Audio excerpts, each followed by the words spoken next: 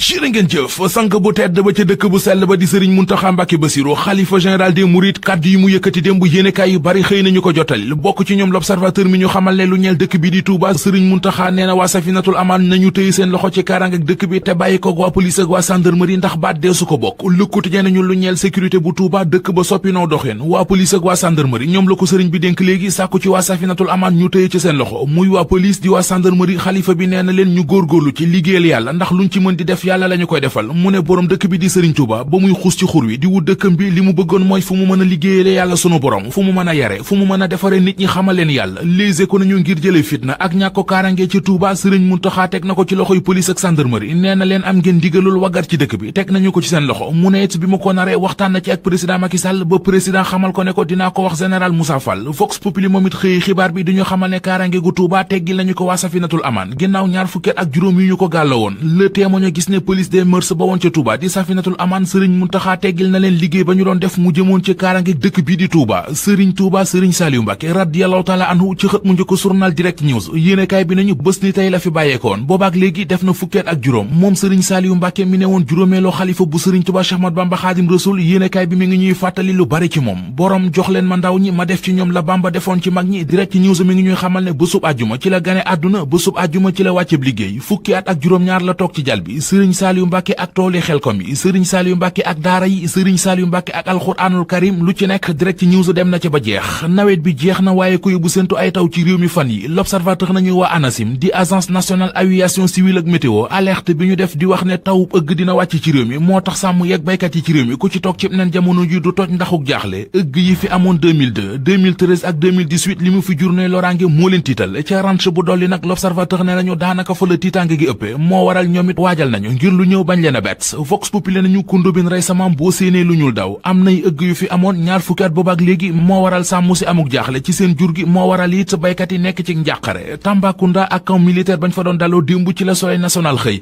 ubbil yéenekaay bi président national di Macky Sall mi ko inauguré démb nee na matuwaay la beneen bu ñu teg ngir gën a dooleel wàllum défense ak veille yoon wi dox diggante Tamba Goudiri ak Kidira yéenekaay bi mi ngi ñuy xamal it ne daloo nañu ko démb wax nañu it lu ëpp juróomi téeméeri milliards yu ñu fas yéene dugal ca Tamba ci diirum ñetti at mu tënk ci programme d'investissement prioritaire source wa nañu président Macky Sall nee na ci diggante 2013 ba 2022 investir nañu ca Tambacounda juróom benn téeméeri milliards ak juróom fukk ak ñett la Sénégal bi ne Macky Sall becc na bilan mu di li mu liggéey ca Tamba démb ca conseil présidentiel bañ fa doon def na ci tey téeméeri fan yu tojul dërëm bi ñu taxawalee gouvernement bi Amadou Ba jiite enquête dina kay xëy di ñu ko fàttali ba di ñu wax li mu gis ci gouvernement bu Amadou Ba bi ci téeméeri fanam yu njëkk yi li mu ci gis moo di gouvernement bi keroog bañ koy taxawal dañu ne woon gouvernement de combat la waaye li ñu gën a gis moo di ab gouvernement bu akimu média yi wane nañu carrément ne fa suñu yéenee bàyyee plateau yi ak seeni adversaire enseignant bi jëm paaka ab natango enseignant xibaar baa ngi ci L'Observateur fii ci Ndakaaru fi la xewe ubbil yéenekaay bi li fi xew moo di Ousmane Tounkara ab enseignant la Pape Amédine Diaw ab enseignant la ñoom ñaari jàngalekat yi ñoo bokk école bu ñuy jàngale kii di Ousmane Tounkara moom it jabaram jàngalekat la jabar jiit ca école ba la nekk yéenekaay bi nañu Ousmane ne collègue enseignant bii di Pape Amédine Diaw dafa nopp jabaram tax Ousmane Tounkara jël paaka jam ko ci cuukel